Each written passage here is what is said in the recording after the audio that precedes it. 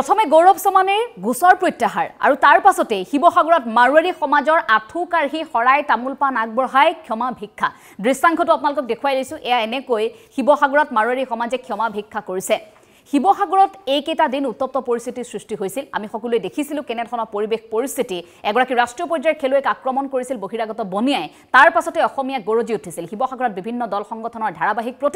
প্ৰতিবাদত তেওঁলোকে দাবী উত্থাপন কৰিছিল যে অনা অসমীয়াৰ দপদপনি এতিয়া শিৱসাগৰত নচলিব আনকি মাৰোৱাৰী পট্টিৰ নাম সলনি কৰাৰ কথাও কৈছিল শিৱসাগৰত শৃংখল চলিহাই কৈছিল যে ইয়াত কোনো ধৰণৰ বাঙালী সংগঠন কোনো বিহাৰী সংগঠন কোনো মাৰোৱাৰী সংগঠন থাকিব নোৱাৰিব অসমত অসমীয়া সংগঠন থাকিব তেওঁলোকে অসমীয়া সেই সংগঠনসমূহত যোগদান কৰক এয়া দাবী আছিল আৰু তাৰ পাছতে আমি দেখিছিলো কেনে ধৰণে গৌৰৱ চমানী এগৰাকী বিজেপি নেতা হেহুটেকৈ বিজেপিৰ সৈতে জড়িত হৈ পৰি লোকসভা